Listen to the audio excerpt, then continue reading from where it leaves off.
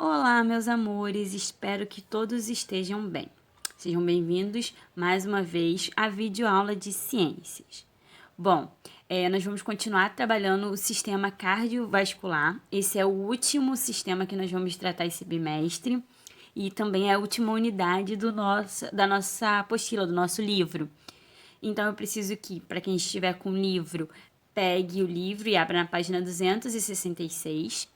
Mas também preciso que anotem. Eu espero que todo mundo esteja bem, esteja se cuidando.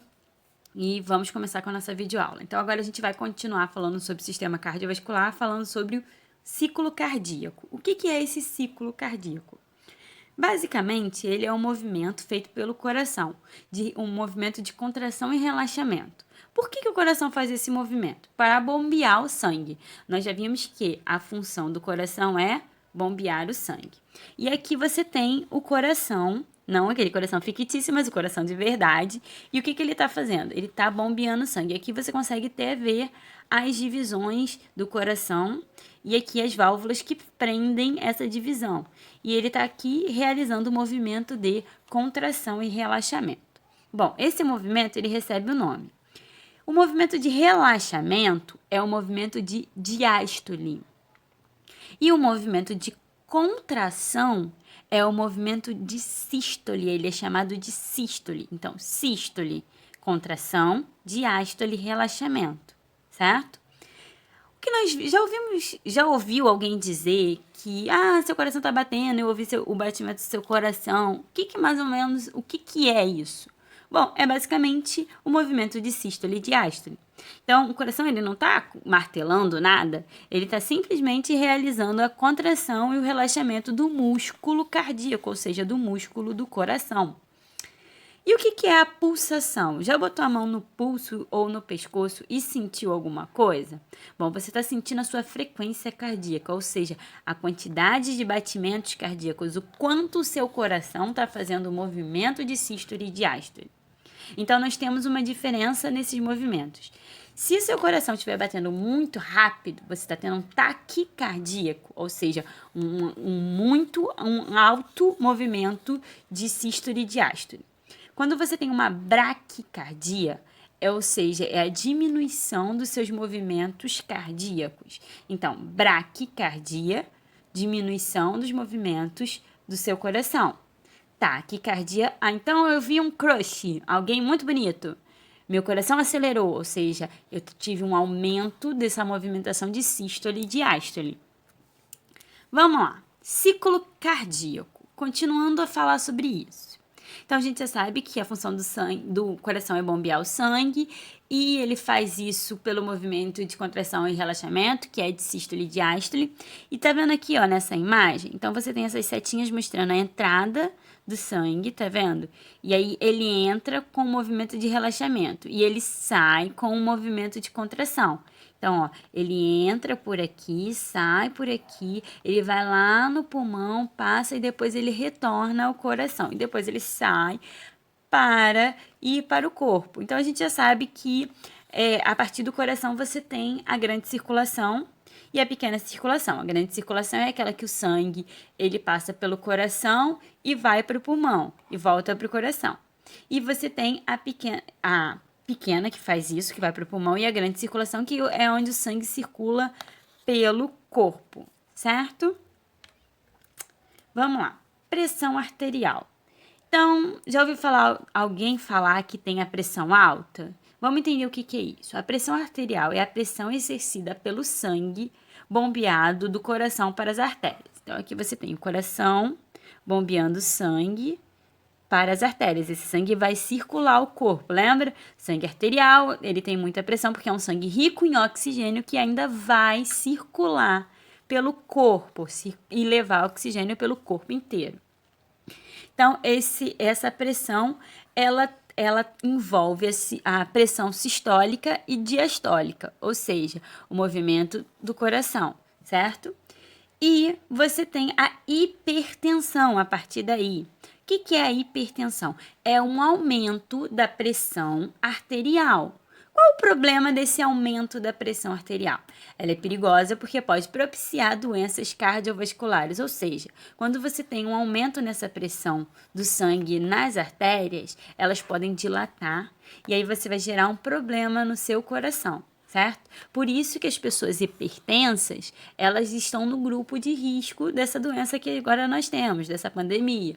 Por quê? Porque se você tem um problema no sistema cardiovascular e o seu sistema respiratório também está envolvido nesse sistema, então qualquer problema respiratório pode aumentar um problema cardiovascular. Vamos lá, grupos sanguíneos. Então, o grupo sanguíneo ele é dividido pelo sistema A ou B. Como isso foi descoberto? Bom, ele foi meio que na tentativa e erro, né? Eles começaram a dar transfusão sanguínea e aí, quando eles tratavam as pessoas com transfusão sanguínea, algumas pessoas elas rejeitavam, elas pioravam com aquele sangue. Então, por que isso acontecia? Porque essas pessoas apresentavam um anticorpo. Lembra, um anticorpo é um sistema de defesa, então ele apresenta um anticorpo contra esse tipo de sangue. Então, nesse caso aqui, o sangue A, ele possui um anticorpo contra o B. O sangue B tem um anticorpo contra o A. O AB, ele não tem anticorpo para nenhum, tá vendo? Nem o O, ele tem anticorpos para o A e B, certo? Então, por que essas pessoas rejeitavam ou pioravam sua situação sanguínea ou sua situação de doença? Porque ela tinha um anticorpo que achava que aquele sangue que ela estava recebendo iria fazer mal. Então, o corpo dela reagia contra aquele sangue porque tinha um anticorpo contra aquilo. Vamos lá, fator RH.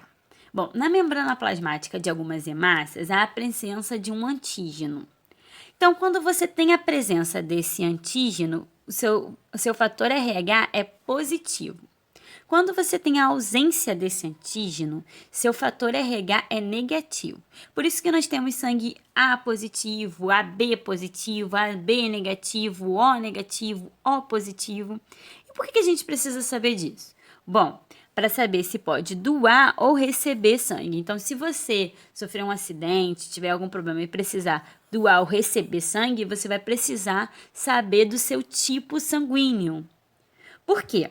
Porque será que o A ele pode doar para todo mundo? Não. Tá vendo que o A ele não pode doar para o O, mas ele pode receber do A, do AB. Então, nós temos um tipo que é ele é o receptor universal, o AB. Ele recebe de todos os tipos de sangue. E temos o O, que é o doador universal, o O negativo. Ele é o doador universal, ou seja, ele pode doar para todos os tipos de sangue. Sistema linfático. O que é um sistema linfático? É um conjunto de vasos que atua principalmente com a função de coletar a linfa, que é um líquido presente nas células dos tecidos. Elas ficam entre as células, um líquido intracelular, que leva de volta a circulação sanguínea. Então, esse líquido ele vai sendo levado. Esse sistema ele atua juntamente com o sistema cardiovascular, certo? Ele é composto pelo baço, pelo timo, e pelas tonsilas e principalmente pelos vasos linfáticos. Então, vamos lá. Caminho da linfa. Bom, a linfa aqui a gente consegue ver seguindo essas setinhas. Então, a linfa, ela coleta, ela sai dos vasos, dos capilares sanguíneos, ela é conduzida pelos vasos, os vasos linfáticos. Chega no linfonodo, ela é filtrada e aí ela volta a entrar na circulação sanguínea. E esse processo ela vai fazendo em todo o processo de circulação. Então, não sei se vocês conseguiram ver, mas você tem o sistema linfático agindo em todo o seu corpo da mesma maneira que o sistema cardiovascular. Então, ele atua juntamente com o sistema cardiovascular. Agora, vamos entender o sistema de defesa do nosso corpo. Nós temos 3 tipos de defesa no nosso corpo. Bom, A primeira defesa que nós temos no nosso corpo é a barreira do tipo reflexo ou do tipo barreira ou do tipo reflexo. E aí você tem barreiras químicas, mecânicas e reflexos. A barreira química são ações químicas do nosso corpo que servem para nos proteger. Então, nós temos o suco gástrico, que ele é muito ácido. Então, qualquer micro-organismo na presença do nosso suco gástrico, ele começa a se dissolver. Nós temos a lágrima, já ficou perto de uma poeira ou alguma coisa e seu olho começou a lacrimejar? Está defendendo ou protegendo seu organismo a partir das lágrimas. A secreção nasal, que é o muco nasal, ele também protege, a nossa meleca serve para proteger. Nós temos mecânica, que é a epiderme, a mucosa, os pelos, os cílios servem de defesa. E os reflexos, como vômito, espirro e tosse. Já entrou em um lugar com poeira ou com fumaça e o seu corpo, automaticamente você já tem a sensação de espirro, tosse, muitas vezes ânsia de vômito. Isso é um reflexo do seu corpo para te mostrar que aquilo ali vai te fazer mal, que aquilo não é uma boa. O outro sistema de defesa que nós temos são as células de defesa, que nós já vimos que são os leucócitos. Esses leucócitos, muitas vezes, eles têm a função de fagocitose. O que seria isso? É como se eles engolissem aquele micro-organismo, aquele organismo estranho, aquele agente estranho no nosso corpo. Ele engole e elimina. E muitas vezes você tem o nosso organismo, ele produz a febre. Por que a febre é bom? Bom, muitos organismos, micro-organismos, com o aumento da temperatura, eles morrem. Então, o seu corpo, ele aumenta a temperatura para eliminar esses micro-organismos. Então, muitas vezes tem pessoas que a criança mal teve febre, já começa a dar um remédio. Muitas vezes, se a febre é baixa, é bom apenas dar um banho frio e tal, para manter a temperatura externa. Mas a febre é bom porque é uma ação do seu sistema imunológico, ou seja, é a ação da defesa, das células de defesa do seu corpo. Por último, nós temos células especializadas. Então, você vai ter células que são capazes, elas reconhecem apenas um grupo de seres vivos. Então, ela vai lá e ela é especializada naquilo e ela age diretamente sobre aquele micro-organismo. Agora, nós temos as vacinas e os soros. Já ouviram falar? Por que é importante tomar vacina? Porque desde pequenininho, ao nascer, nós já tomamos as vacinas. Muita gente hoje em dia diz que as vacinas são perigosas, não são importantes. Ou alguns dizem que eu tomei uma vacina e tive uma reação. Então, o que é uma vacina, basicamente? A vacina ela é feita pelo micro-organismo, pelo vírus ou bactéria, geralmente vírus, enfraquecido ou morto. E aí, o que ele faz? Ele faz com que seu corpo produza anticorpos para aquilo. Ou seja, que você tenha soldadinhos próprios para te defender contra aquele micro-organismo. Então, ele estimula a sua imunidade, ou seja, ele faz com que seu corpo produza anticorpos contra aquilo. Você vai ter vacinas que têm a ação efetiva, então você nunca mais vai precisar tomar vacina porque você está imune àquela doença. Ou você tem vacinas que você precisa tomar um reforço dela depois de um tempo, certo? Então, você tem vacinas que duram para a vida toda e outras que precisam de um reforço, certo? Então, vacinas são importantes. Imagina um recém-nascido ao nascer. Ele quase não tem anticorpos para nenhuma doença. Ele não entrou em contato com a doença. Então, se ele entra em contato com uma doença e ela estiver muito forte, ele pode morrer se ele não tiver anticorpos para lutar. Não vai dar tempo do corpo dele produzir anticorpos. Então, ele toma a vacina, que é o vírus enfraquecido, para que o corpo dele já aprenda a lutar. É como se ele te desse a ferramenta ou as armas para lutar contra aquele micro-organismo antes de você entrar em contato com ele. Aí, quando você entra em contato com ele, beleza, seu corpo já tem como eliminar ele. Agora, o que são soros? Bom, soro geralmente é utilizado contra veneno de um animal peçonhento, uma cobra, um escorpião. Então, você usa o soro. Soro antiofídico é o soro utilizado para cobras.